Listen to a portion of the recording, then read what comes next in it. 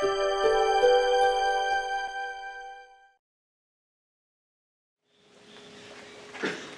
week's presentation. You can read all about it in the magazine, our magazine, the Let's Call a Magazine, Society magazine, the Festival Internacional Cervantino.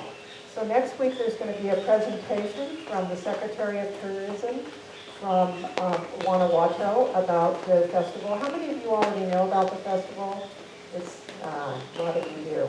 So the presentation is also going to include a little festival-like environment, including cookies and other stuff. And anyway, they're going to come and present. So for those of you who don't know about it, and even for those of you who do, you might want to come and see what they have in store for us. And of course, there's lots of information in the magazine this time. So that's what will be next week. This week's presentation, Reflections on 9/11, presented by Bethany Putnam. When the Twin Towers were attacked on September 11, 2001, Bethany was living in Asheville, North Carolina. 2.5 years prior to 9/11, Bethany founded an organization that addressed a need for nationally based disaster relief within the Episcopal Church. Her phone rang on September 19th, and Trinity Episcopal Church was curious how quickly she could get to New York to help them. Hired as the disaster director for St. Paul's Chapel, Bethany spent 6 weeks implementing systems, caring for the first responders, and creating opportunities for hundreds of volunteers every day at Ground Zero. 21 years ago, Bethany was the foremost expert on domestic disaster relief and volunteer coordination with the Episcopal Church. Please join me in welcoming Bethany.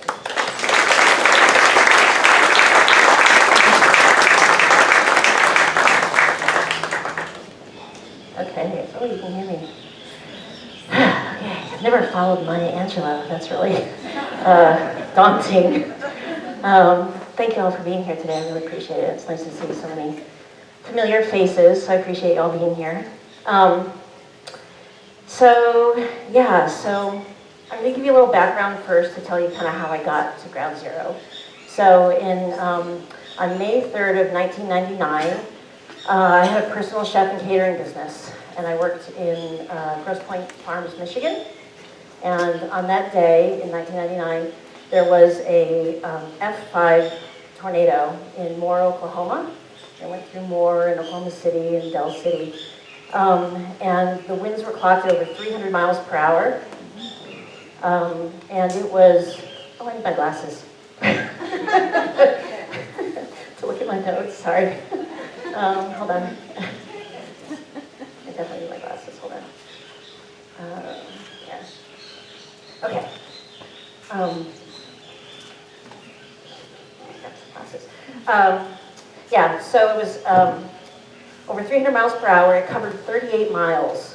So it was on the ground for 38 miles for over, I think, 85 minutes. And it was one of over 71 tornadoes that were spawned that day in like a 5-state area. So it was pretty massive. So we had lived in Oklahoma when I was a kid, and I lived there as an adult also.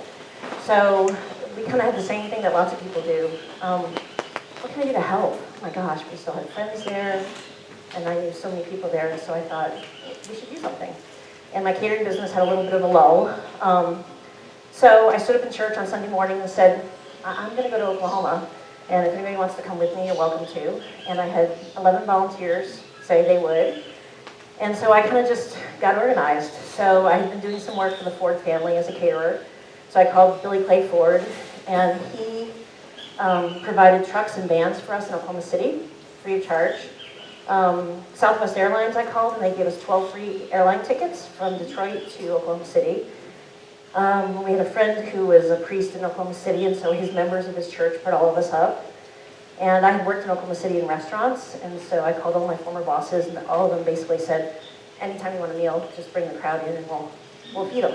So it didn't cost us anything to go. And I did a little bit of publicity in Detroit before we left, and so I think we raised $4,000. And so when we came back, we decided as a group what to do with it. And so we donated it to the Red Cross and then to 2 families that we had met in Oklahoma that we had helped. And it was life-changing for everybody on the trip. I had always done volunteer work, but nothing quite on this scale.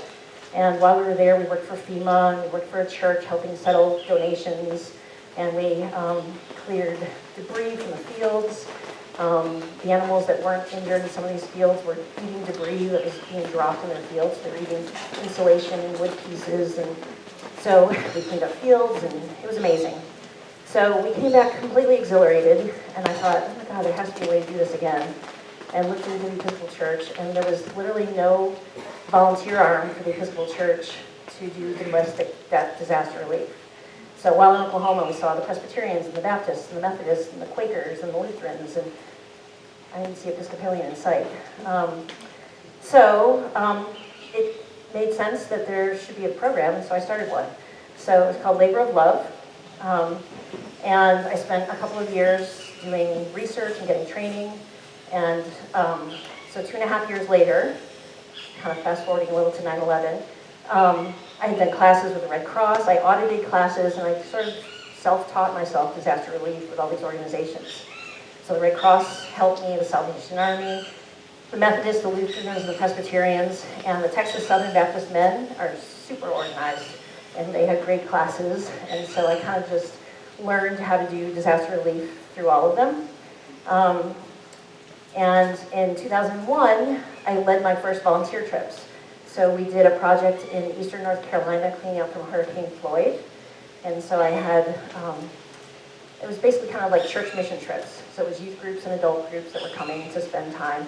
And so we roofed the house, and we tore down houses, and we emptied out basements with water from flooding, and we did all sorts of stuff on that trip. And then we did a trip in Los Alamos, New Mexico. And they had, at that time, a 50,000-acre forest fire. It was the Cerro Grande fire, if you're familiar. And back then, a 50,000-acre forest fire seemed really huge. And unfortunately, that's kind of small these days. But over 6 weeks in Los Alamos, I brought in over 600 volunteers, and it just made a huge impact on the community, and was just an incredible trip. So a month after my return from Los Alamos, 9/11 happened, and so I was back in Asheville and was making eggs, over breakfast, just like the rest of us were probably all doing at that time period. And we all have that "where were you" moment. What were you doing, and how it changed your day, right? Me, I had left the eggs on the stove with the gas on. So anyway, so I was in Asheville, and we were all glued to the TV, and I didn't know how I could help. I felt like I probably could, but I wasn't sure how exactly. So my phone rang 6 days later, and it was Trinity Wall Street, or it's called Trinity Episcopal Church, but affectionately known as Trinity Wall Street, called. And they own St. Paul's Chapel. And so St. Paul's Chapel, through Ground Zero, through what was happening there, ended up being called the Little Chapel That Stood.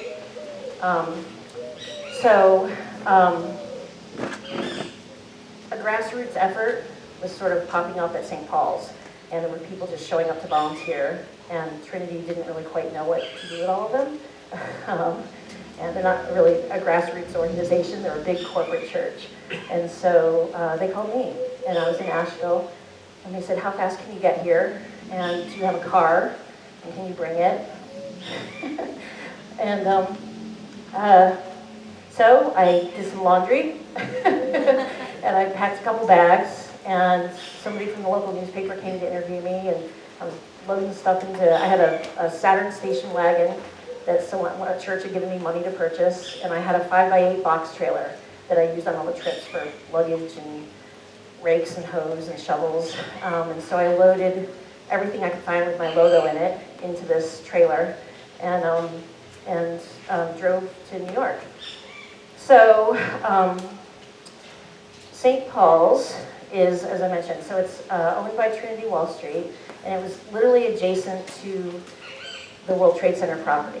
So it's the only building on the perimeter of Ground Zero that sustained no damage. Everything around us was blown out. Windows, buildings, everything was destroyed. And St. Paul's is a historic chapel, so there wasn't a single window broken. Nothing had happened to this church, and it has a historic graveyard behind it. And so it was kind of a meeting place for the volunteers, for the rescue workers, for everybody, because it was intact and it was recognizable. So, and it's located on Broadway, so it's in Lower Manhattan, obviously. It's located on Broadway between Fulton Street and VC Street. So it's right below City Hall Park. And literally from the graveyard, looking out, when I got there, buildings 4 and 5 were kind of right behind us, and they were just in tatters and on fire still, right? They were on fire for, weeks, if not months. So I took my little station wagon and my trailer. I was not really familiar with Lower Manhattan. I had worked in New York and had lived in the Upper East Side. And so I really had no idea what I was walking into and how it was all going to go. But I was on the ground in St. Paul's by the 19th, so 8 days after 9/11.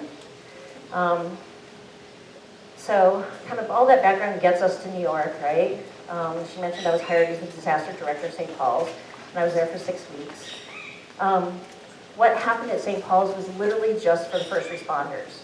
So if you lived in New York then, you knew there were family members walking the streets with photos of their loved ones that they couldn't find. And St. Paul's, we decided, was going to be a place where the rescue workers could come, and there was no media, there were no families. It was just a place where the rescue workers could come to have space to themselves. The place was full 24 hours a day with police, firefighters, the Marines, the National Guard, the Con Ed workers, the steel workers, kind of basically anyone that was working directly on the pile, and also those that were protecting us around it. So no media and families. And it was just kind of a space and like a safe refuge for them. It was just a place for them to get away. And they came to sleep, they came to cry, they came to rest, to eat, and then we had supplies. We had so many supplies.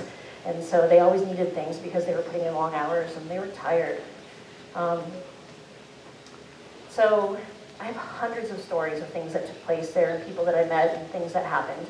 So I've been trying to figure out how to frame it so it kind of makes sense to you. So I decided I would kind of think about sort of a day in my life at Ground Zero and sort of walk you through what my day would have looked like. And I'm going to compile stories from different days, but sort of frame it in the form of a day.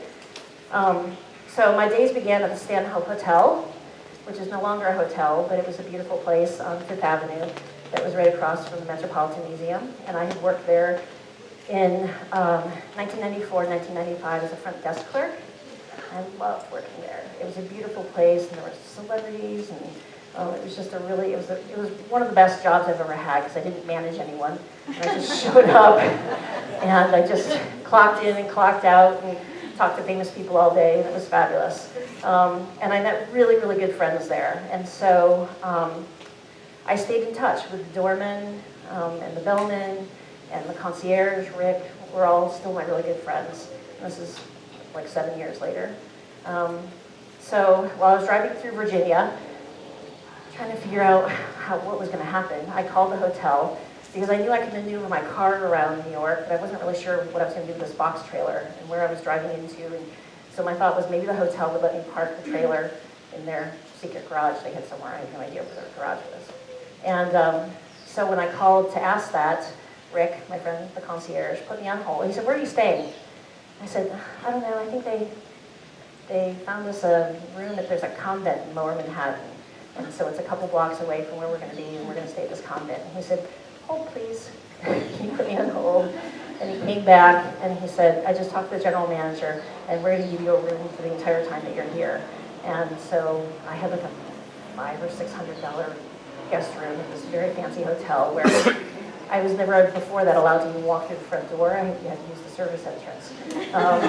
So I pulled up in my little Saturn station wagon, and the bellman came out to take my bags and escort me in. And the nice thing about that was that it was home for me. It was someplace I was already really familiar with. I had friends every day that greeted me in the mornings and greeted me at night when I came home. And the nights were very short. So I was putting in probably 18-hour days for pretty much the entire 6 weeks. And so my days actually began with Brenda, I had known from when I worked at before. And Brenda has a very thick New York Queens accent. And my phone would ring very shortly after I had gone to sleep, and I would answer it, the hotel room phone, and she would say, "Honey, it's time to get up." And I'd say, "Okay, Brenda, yeah, I'm awake." And I'd hang up the phone and go back to sleep. And she would call 10 minutes later and say, "Honey, you really need to get up. I know you need to get up. It's time for you to get up." "Okay, Brenda, thanks, you know." And she said, so she called me until I was like up and functioning and in the shower or whatever. So my day started every day with Brenda, which was just lovely. She was, and I never saw her the entire time I was there. She was only a voice on the phone. We never ran into each other in the entire 6 weeks I was there, but her voice was there every morning for me, which was amazing. So then I would drive to Lower Manhattan in my little car, and I would drive down the FDR, and I had the only civilian vehicle at Ground Zero. Everything that had full security clearance. I could drive anywhere I wanted south of Canal Street. Everything else was city officials, state officials, and federal officials in vehicles, and gators and all that kind of stuff. And then there was my little Saturn station wagon.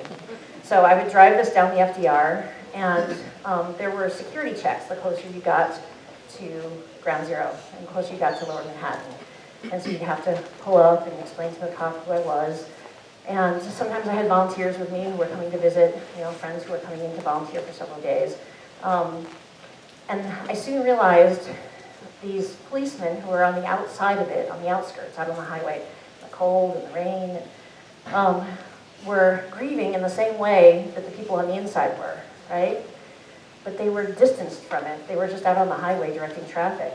And so they weren't able to spend time with their friends, helping dig the piles. They weren't able to receive the benefits of what we were offering them at St. Paul's. So it felt like they needed to do something special for them. So around the corner from the Stanhope is EAT. If anybody's from New York, EAT has like the best pastries, sandwiches, and everything. So I marched into EAT one day and introduced myself and said, "I want to help out these guys on the side of the highway in some way." So every morning, when I left the Stanhope, someone would tell me where my car was parked because I could never remember. I was so tired. And so I would get in my car and drive around the corner, and then EAT would give me giant boxes full of fresh pastries and wax bags. And then either myself or if I had a volunteer with me, we would divide them into bags. And then each of these checkpoints along the way, I would hand off pastries. Oh, there's water here. Thank you. I would hand off pastry bags to these lovely police officers who were on the exterior. They soon became very familiar with my car and were excited to see me coming because they knew I had delicious pastries for them. But I just felt like they were having the same emotional issues that everybody else was, and yet they weren't able to participate in the same way. So that was really important to me. So that was kind of that's one of my little stories, right? So then I would arrive on site. And when I first got to Ground Zero, the volunteers were on 4-hour shifts. So every 4 hours, I had to stop and figure out who was leaving, who was coming through the door, it was too much. And so I didn't have that kind of time. So I said to them, "We're putting them all on 12-hour shifts." And they said, "No one will come for 12 hours. And I said, "Everyone will come for 12 hours. So we put them on 12-hour shifts. So they came from 8 in the morning to late in the evening, 8 in the evening to late in the morning.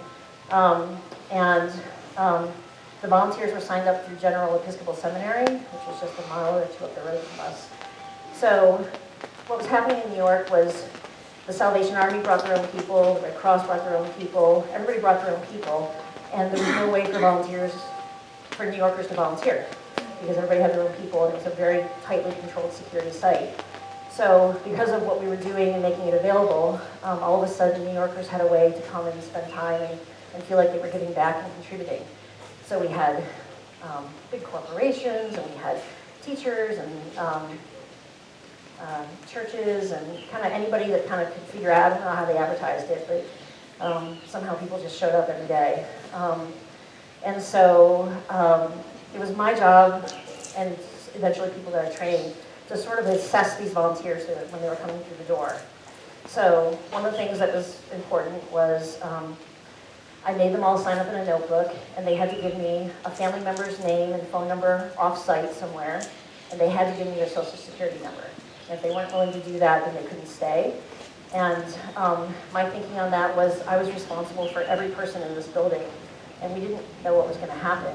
And if something happened to this building, I had to report to city officials as to who was in the structure if something happened to it. And so having very clear information about who was spending time there every day was really important.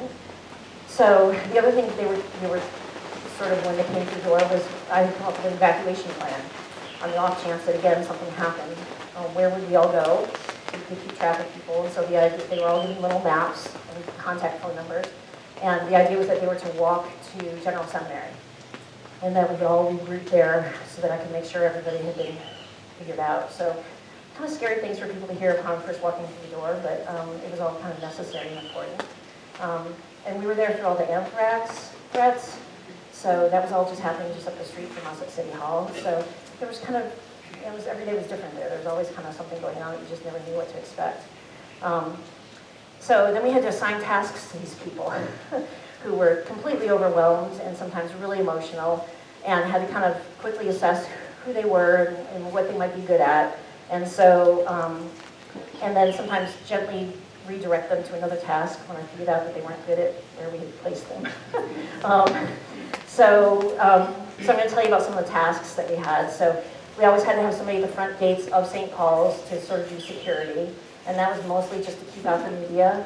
If they saw cameras, photographers across the street with long lenses and stuff, and we'd make sure to shut the doors, because we just didn't want, this is a safe place for all these workers, and we just didn't want them being caught at a fragile moment when they thought they were in a safe place. So we had to have people at the front gates to make sure nobody was getting in that we didn't want in. We need meal servers. We need someone to make coffee all day long. We need people who just, all they did was they just make coffee for 12 hours. We went through so much coffee. And then laundry. So one of the first things I noticed when we got there, I got there, I think it was like 8 days after, somebody had brought cots for me to sleep on. And no one had changed the sheets on the cots. And so these tired workers were coming in and passing out on these cots, and they were covered in dust and God knows what, and then sleeping on cots that were covered in dust and who knows what. So every morning, the 8 o'clock shift that came in, we would figure out who wanted to do laundry, and I would give them bags of quarters and detergent and the keys to my car. I would hand off my car to strangers, and we would load up all the laundry, and they would basically spend their entire shift doing laundry in Chinatown, like 6 blocks away. And then they'd come back with fresh sheets, and we'd change all the sheets, and then start all over again. And that was, so some people, that was their task. They were very happy to do laundry, knowing that these lovely, hardworking people had someplace to clean to sort of rest. We had a boot wall. So across the back of the chapel, there were like choir risers, right? And I think some boot supplier in North Carolina must have seen the interview that I did before I left Asheville. And so one day, this giant truck showed up, and it had thousands and thousands of pairs of boots in the back of the truck for us. And what was happening was the workers, no matter who they were on the pile, the fires were still burning, and there was so much water, and the boots were just splitting off their feet from the heat in the water and the heat in the water. And so they needed new boots all the time. And so miraculously, this truck just showed up one day, and I think they came at least twice when I was there, with just thousands of pairs of boots. It was just amazing. So there was a wall on the back. So they were arranged by size and given sizes, and it was like a little shoe store. And so we would assign somebody to the boot wall every day, every shift. And then the supplies. So when I got there, so one of the things that I talk about sort of in my conversation about this is donation management, right? In any kind of disaster, there's huge donations that arrive, and you have to figure out what to do with it. So when I got there were medical supplies, and there were all sorts of things that we had no reason to have on property. And pretty much any truck before I got there that showed up with stuff, they just brought everything in and said thank you. And then we just had all this stuff that we could never use. So part of what we started to do was to cull through these just boxes and boxes and boxes of supplies to figure out what was there and figure out what we could keep there that really made sense, and then where we could distribute all these supplies elsewhere in the city where they need it. So at some point, St. Paul's Chapel is a very historic chapel, and it has a balcony around 3 sides of it. So we moved all the supplies into the balcony on the right side of the church. And every shift, there was somebody who said, that supply station up there is a mess, and I'm going to reorganize it. So every shift, and so initially I was like, I think it's okay, and I was like, oh, forget it. So every shift, somebody came and said, we're going to go up there, we're going to reorganize that. And so when you went up the stairs, there was a huge sheet of paper on the wall so that you knew where to find Band-Aids. We're in the 3rd pew, from the 2nd aisle down, and you knew where to get socks and where to get hand warmers, and literally every shift somebody was like, I'm going to make it better. Right? So we had hand warmers, we had socks, we had deodorant, hats, gloves, razors, Tylenol, kind of just everything you could possibly think of that you would need in the course of a day when going through that kind of trauma. And so what we did with the volunteers, so we would have people at the gate, we'd have people handing out food, we'd have people on the boot wall, and people doing laundry, and then there were just kind of like sort of runners, I guess you would call them, who would kind of gauge the workers who were there to eat, just to sit and rest, and kind of just approach them and say, do you need anything? Can I get you anything? And so they would say, oh gosh, I could use some hand warmers. And so it was then rather than the firefighters having to go upstairs and look through all this stuff, we had runners who would go up and get the supplies and bring them back to them. And it was just kind of we just found the littlest things were so important to help them. They just needed just attention and care, and to try to anticipate their needs before they could express it, I guess is the best way to say it. So those were so that was part of my mornings, right? I also coordinated auxiliary staff. So at some point we realized, for example, the boots were burning off the feet of these workers, and their feet were a mess. So we brought in podiatrists. We brought in chiropractors, we brought in massage therapists. So they were kind of stationed all throughout St. Paul's. So St. Paul's is where George Washington went to church, because the inauguration back then was in New York. So George Washington had his own booth. It was like the presidential seal. And so they took off the seal after this happened because there was just so many things going on. But the podiatrist took over George Washington's booth. And so they needed privacy to work on people's feet, because that's just, you just want privacy for that. So they had a podiatry station in George Washington's booth. The front stairwell is where the chiropractors would hang out. And then sort of along by the back boot wall was also massage therapists. And so we had all of them coming on, again, 12-hour shifts. And they came from a tri-state area. So one day I was researching, there must be a Swedish massage institute somewhere. There is, in New Jersey. So I called and said, hi, we need volunteers.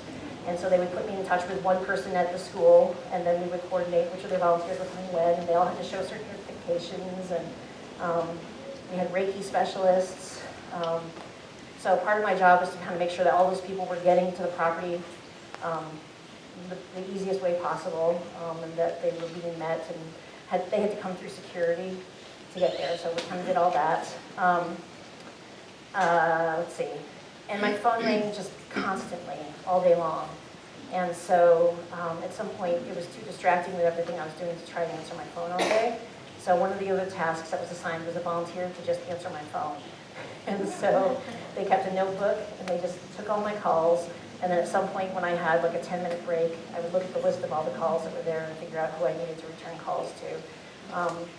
And the other thing that happened is that I just didn't really have time to update all my families and friends as to what was going on. So I would have kind of a periodic phone conversation with my parents, I guess just to kind of check in.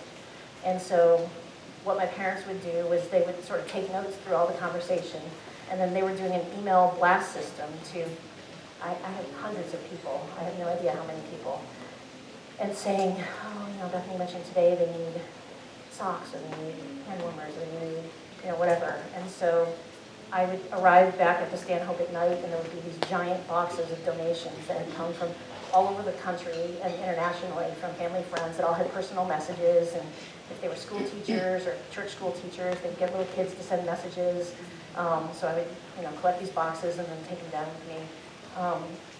So that was kind of some of my mornings. And then some mornings I had to actually redistribute. Oh, I forgot to pass out. Oh, I missed something. Way back when I was talking about my identification, I meant to pass these out. These were my security that I had to wear to get through all the police until they recognized my car and the donuts. This is what I had to show to make sure that I knew. So I'll pass them out if you guys want to look at them. You're welcome to do that.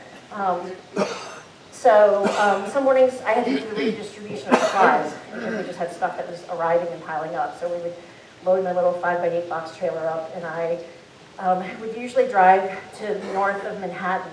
And I had done some networking previously that year with the really big churches on the upper side of Manhattan. So Riverside Church and St. John the Divine Cathedral, and several others. They kind of have a conglomerate up there, and they meet regularly. And they have programs for homeless and for shelters and food banks.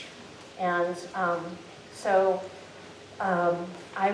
one of the things that happened in New York was the homeless people who lived in Lower Manhattan didn't have proper identification, right? They didn't carry identification.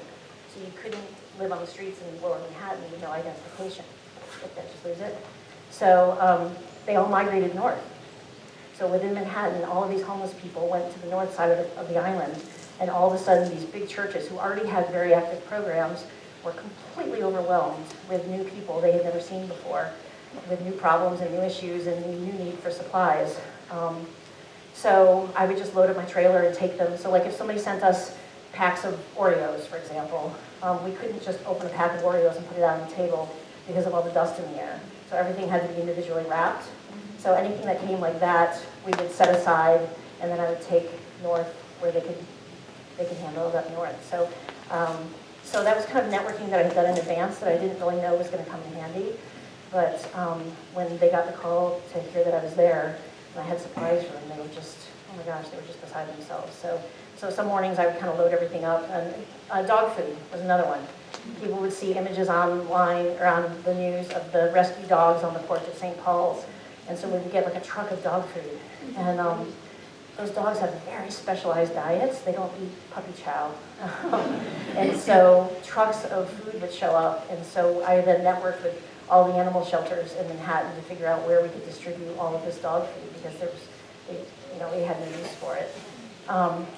So those are a couple of examples of things I would do in the mornings. Meals at St. Paul's were really amazing. For breakfast and for dinner, every day, donated supplies from big, huge corporate suppliers were being funneled to the Waldorf Astoria Hotel.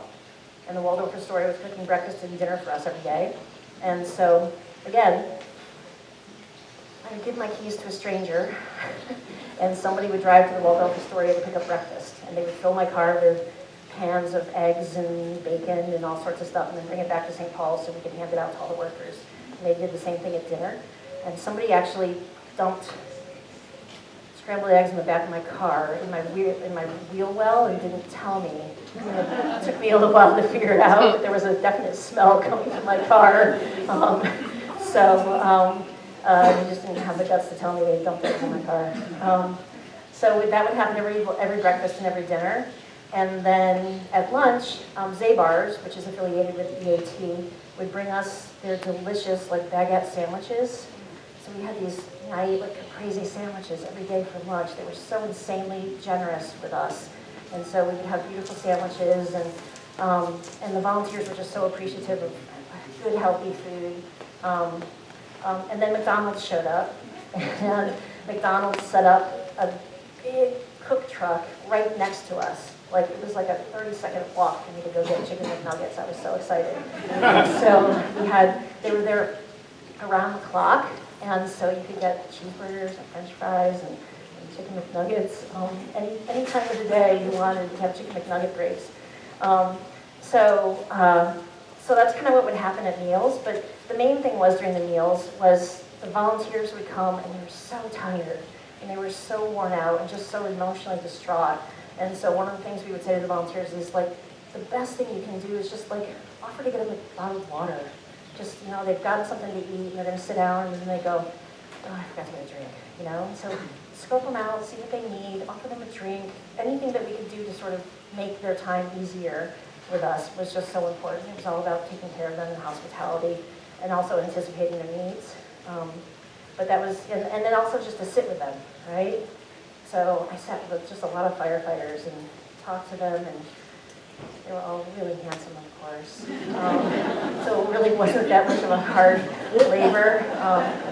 They were all so handsome, and they would just want to chat and want distraction, and someone to ask them about their kids, or someone to just tell them about where I was from, because they just didn't want to have to think about what they were doing. And so any kind of distraction was a good thing. So that was kind of what we coached the volunteers to not ask really prying questions, but just to sort of be friendly and talk with them about whatever they wanted to talk about. So an example of something I might have done in the afternoon, if everybody was smoking cigarettes like crazy because people were stressed out and dealing with trauma, and if people had given up smoking at some point, all of a sudden people were smoking again, and there were all the bodegas surrounding the Ground Zero property had been blown out, and there was no place just to go and buy a pack of cigarettes or a bottle of water. Everything was blown out, and there were some days where there were like 30,000 volunteers down there, right? Between the Con Ed workers and the steel workers and the firefighters and the policemen. Nobody had a cigarette anywhere. And so one of the things I would say to my parents is send cigarettes. I would get boxes at the stand with just crates of cigarettes that people would have gone out and buy. And I realized at some point that I had a cigarette connection. So a guy that I went to college with, who I had remained friends with, his name's Larry Sherman, and his grandfather was Nat Sherman. And Nat Sherman is a famous tobacconist in New York City. And they have a beautiful townhouse on Madison, I think. And so anytime I used to go to New York, I would go hang out with Larry and cigar shop. And so I called Larry and said, hey, I expect me. He's like, hey, what are you doing? I said, I'm in New York and I'm running this volunteer center. He goes, oh my God, only you, right? How did you land here? So we talked and he said, what's going on? I said, I need cigarettes. I said, none of these guys are women. They don't need cigarettes. And he said, oh, we tried to donate and nobody would take our donations. So Nat Sherman cigarettes at that time came in like a rigid box, very expensive. They were like $12 a pack, I think, back then. And they had fancy little paper when you opened it up. They were printed, very fancy cigarettes. And so he said, what do you need? And I said, I need cigarettes. And he said, okay, let me talk to my dad and I'll call you back. So he called me back and he said, can you be here tomorrow morning at 10?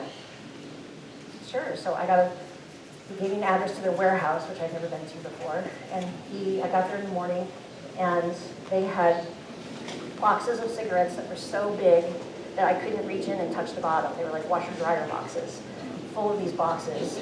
And then trash bags of cigars. Just thousands of cigars. The donation that they gave was just amazing. And so he said, can we come with you to hand out cigars? Because firefighters and police celebrate everything with cigars. They celebrate births, deaths, baptisms, marriages. There's always a reason to smoke a cigar. And so we got the police escort back, and then I spent the afternoon walking around with the priest at St. Paul's, Linden, myself, and then it was Larry and his dad Joel and his brother Bill, and we just handed out cigars all day. And this again was one of those, again, like a legendary New York family who just wanted to contribute back to the city in some way and just couldn't figure out how to do it. And so we spent the whole day with them, and the firefighters were so happy, and the Shermans were so thrilled. Larry in a while, he said whenever they used to get together, they would always talk about what a wonderful day it was to be able to spend that time and to be able to thank these firefighters individually and to gift them with a cigar. So that was kind of a nice thing in the afternoon. So I think I mentioned the workers slept around the clock because they were all on shifts. And so they slept in the cots, they slept in the pews, they slept sitting against the walls, they slept wherever they could. And there was snoring throughout the church 24 hours a day. There was somebody snoring all day long, all night long. And so they would just, so initially the subway ran right over St. Paul's. And so the rumbling of the subway was sort of jarring in the first couple days for them because they were sort of anxious about kind of what was going on and what that feeling was about, and I think at some point that sort of subsided. But they were sleeping everywhere, and completely conked out. And I realized at some point that there were policemen sleeping on pews, and there were guns throughout the whole building, and on their waists, but they were out cold. And I was kind of uncomfortable with that because of the emotional nature of people who were coming and going through the building every day. And so the police chief also had a trailer next to McDonald's. And so I went into the trailer and said, I'm really uncomfortable with this. And he said, oh no, they're very alert. And I said, have you been inside? Come with me, let's go look. Calmed out. I mean, they were just they were so tired. And so I said, I'm not comfortable with all these guns in the building and not knowing the emotional state of strangers coming in to volunteer. So, so because I said that to him, any police officer who felt like they were going to go sleep had to check their guns at the trailer before they came into St. Paul's. And that was just so important to me. They were unstable people, so it was a weird, the first 6 weeks after it happened, so you just never knew what was going to set somebody off, and I just didn't want that to be an issue. So so they would have to check them at the, 5 minutes? Oh, good Lord. Okay, so, okay, well, I'm on my last page. End of the day, right? So end of the day, I would drive home to Stanhope exhausted, right? Park my car somewhere, God knows where. And my friend Juan, who was the head doorman, he'd been there for like 17 years at that point and was a great friend of mine. I went to hug him one day at the end of the day, and he said, oh, no, please don't hug me. And I said, oh, okay. And he said, I only have 2 uniforms. And he said, this one just came out of the dry cleaners. And he said, but the thing was that the smell from Ground Zero was I was completely encased in it. My hair smelled, it's a smell that I never want to smell again. It's not just like fire, there's nothing like it. And so he would say, I can't have that smell. I'll give you a hug tomorrow, but I can't have that smell in my uniform today, so I just can't hug you. Okay, that's fine. And Rick, the concierge, at one point said, Rick was like this lovely man, and classic New York concierge, offered to do my laundry for me. And he took he said, leave your laundry tomorrow morning inside the door of your room, and I'll take it home and do your laundry for you, which was just amazing. The hotel just took such good care of me. The room service attendants wouldn't let me tip them, which was just amazing. But also because I was there with them, they all got to volunteer. And so all of my closest friends from the hotel were able to come and spend a day working. And the hotel gave them all a day off. They arranged their schedules so they could come together. And so again, having a way for the locals to participate and experience it was really important. And it was just so lovely to see them all there and to have them there with me. I had 1 full day off during those 6 weeks. It was a Sunday. And I woke up that morning and thought, I just don't think I can make it another dusty firefighter. I've got to do something different. I can't handle this today.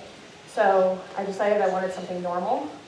So I called, I had friends in Avon, Connecticut, and where I used to live, who were a family, and the kids I used to babysit. And I called my friend Anne and said, I'm doing this thing in New York, and can I just come spend a day with you? And she's like, it's a really busy day. And I said, I don't care, I'll just sit in the car and drive around with you, I don't really care. So I drove to Avon, Connecticut, and it was just the most surreal day, coming from that experience to suburban Connecticut.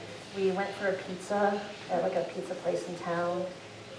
She took me to Jack's soccer game, and so there I was standing in this very pretty soccer field in Avon, Connecticut, with yuppie parents and Volvos and kids on the field, and it just, not that they were oblivious, but it just felt like they were so oblivious to what was going on. It was just a normal day in Connecticut for them, right? And then the really surreal thing was I went to Marshall's and bought a pair of sweatpants. And that was like, it was just bizarre walking to Marshall. I just can't explain it, but it was just a very surreal day. And I just wanted to be with the family. I just wanted to be around kids. I just wanted to do something kind of normal and get out of the dust and the chaos of it. And so, again, it was another example of like lovely old friends taking care of me. Okay, so something else that took place. Yeah, all right. The blessing of the animals at St. John the Divine is something that happens. St. John the Divine is the Episcopal Cathedral in New York. And every year they bless the animals. And so it's a celebration of St. Francis of Assisi. And this was another kind of surreal day. So you're sitting in the church and all the parishioners bring their dogs and their cats and their snakes and turtles to be blessed. The Paul Winter Orchestra performs. And so that day, I don't know if they do it every year, but at least that day, the orchestra made animal sounds.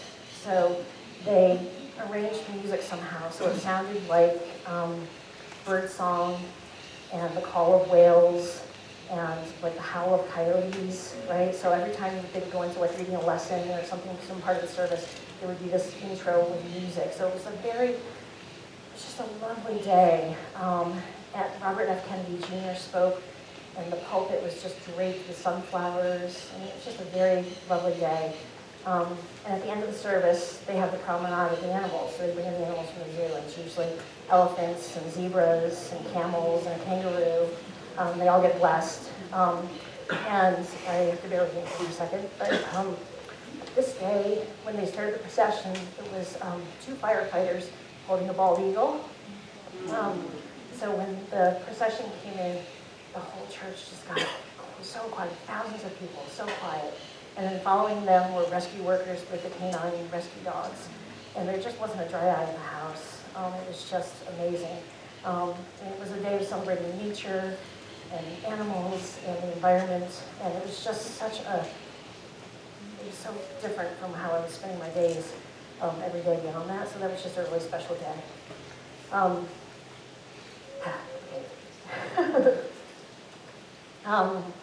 So at the end of the 6 weeks, I left kind of knowing there were people in place to do what needed to happen, right? We'd hired a night manager, they had the food kind of organized and taken care of, we had day shifts and weekend shifts covered, and I drove out of New York just completely exhausted, I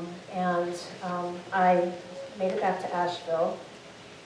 And my poor car needed servicing, right? Because it had been through a lot in 6 weeks. And so I went to the same Saturn dealership where I bought it, and it was covered in dust and smelled like eggs, and it was just beat up. I had just had strangers in and out of it for weeks. And I pulled into the service station, and the kid looked at me and said, "Wow, what's going on with your car? It's such a mess." And I said, "Oh, I just got back from ground zero." And I said, "Just leave it tune up." And he goes, "This car was at ground zero?" And I said, "Yeah, I've been working there for 6 weeks." And he just teared up and started crying. He was a volunteer firefighter. And he said, same kind of thing. "Thank you so much for your service." He was on. Okay. And he said, can I wipe all the dust from your car and save it?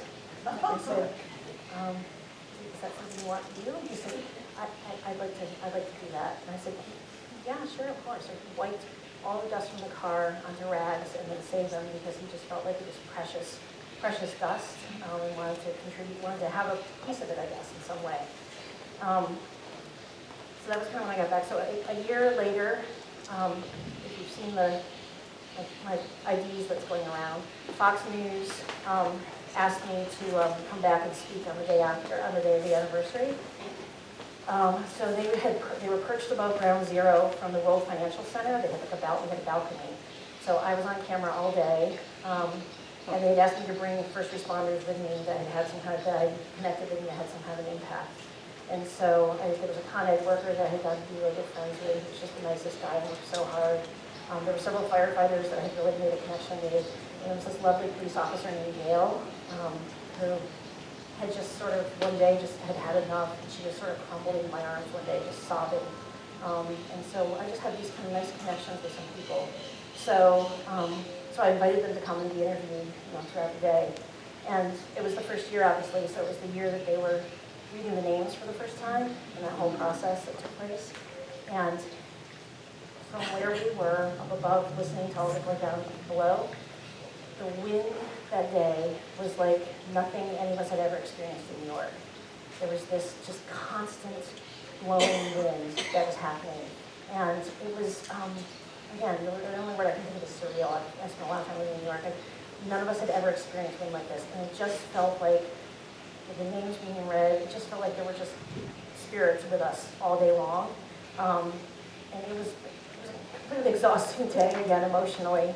And so at the end of it, I left, and I just thought, I just need to go someplace and sort of decompose a little bit and just sort of have some time to myself. So I went back to the Stanhope, right? Because I just felt like that's really where I wanted to be. And so I walked in and I sat down at the bar, and none of my friends happened to be working that day. For some reason, they were all off. I think I worked in the morning, or I don't know, but no one I knew in the hotel was working. And so I didn't say anything to anybody, and I just sat down and ordered probably a martini and something to eat. And people kind of came and go, sitting next to me, whatever, and I was there for a while. And the bartender was really nice, and I didn't know her or recognize her. And so somehow she started talking to me, or it came up or something. And so I said, I didn't say anything about 9/11. I just said, I used to work here. And she said, trust me. She said, the whole hotel knows who you are, and they all know that you're here. And she said, your meal's on the house. You stay as long as you want. We just want you to know how appreciative we are. And so everyone in the hotel literally knows that you're here. So just feel comfortable with being here. And she said, I didn't want to bother you because I knew it was kind of a long day, but this is a safe place, I think, which is really nice. Okay, so my last story. It was 2015. I was living in Santa Fe, New Mexico, and the new police chief there was named Patrick Gallagher, and he'd been a captain at the World Trade Center during Ground Zero. And he and his wife had decided they had to get out of the city, and so he took this job in Santa Fe. And there had been an article in the paper about him. I think I looked it up today. It was actually on 9/11, and talking about how his father had served in the war and never talked about it with his family. And so Patrick and his siblings never understood this whole side of his dad because his dad just didn't want to talk about it. And Patrick realized he had been doing the same thing with his family. He hadn't told any stories of his time at Ground Zero. And so his kids just had no concept of what he had gone through. And he decided at this time he needed to change that, and he was going to start talking about it. So it's just this lovely article about him. And then, I don't know, maybe a couple days later or a week later, I was in the plaza, and I looked, and he was standing behind me.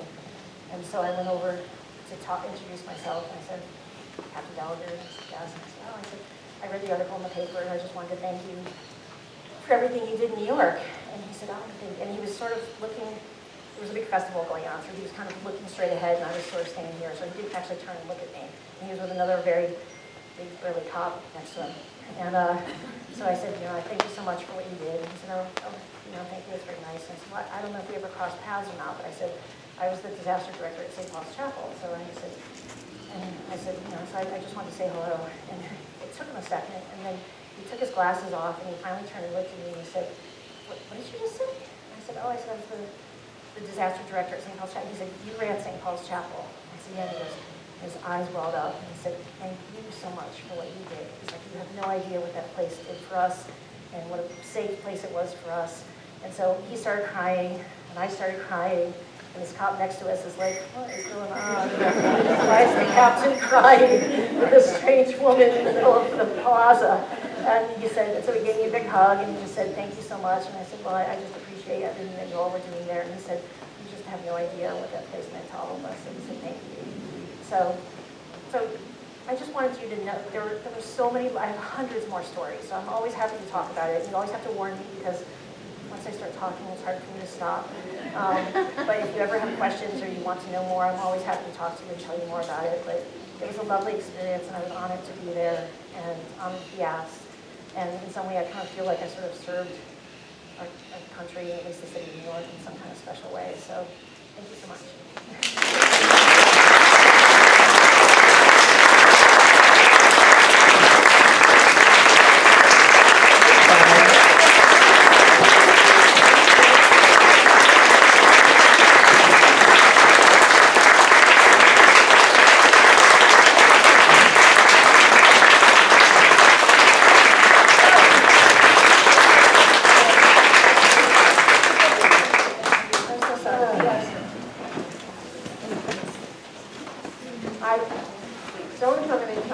Questions. Sorry. Coming out.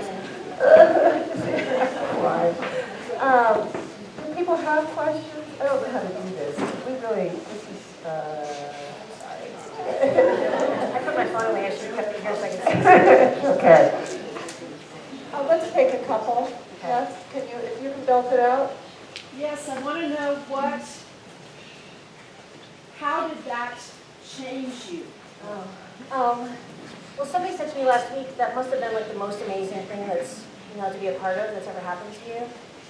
All of the disaster work that I was doing was so incredibly fulfilling. So I definitely came back with PTSD from ground zero, so it changed me in that way. I was kind of a zombie for a couple months and didn't really realize it. But I have such appreciation for the firefighters and the workers. And it's just amazing to see New Yorkers come together. You knew that. If you're a New Yorker, you know that happens. But to see in such great turmoil how the city came together to help each other was really amazing. So I was just happy to be a part of it. But, yeah, I think it helped. I saw one of them had that. Yes. Oh, hi. So I'm picturing this scene here in my mind, or Yeah. trying to picture it. And it's called St. Paul's Chapel. I Yeah. think that chapels as being relatively small. That's a big But building. it sounds like, massive. It was its own block. So it sat between two city streets, and the chapel was up front, and then there was a historic graveyard in the back. So I think the Hamilton that married Hamilton, the sister that married Hamilton, I think is actually buried there. So it's a very historic place. So and there's a wire fence that goes all the way, iron fence that goes all the way around it. It's quite a sizable building. It's stunning. It's painted pink and blue inside. If you go home and look at pictures of it, it's really pretty spectacular. Okay, I Sorry to think run so that's long. it. I'm so sorry. No worries, we're fine.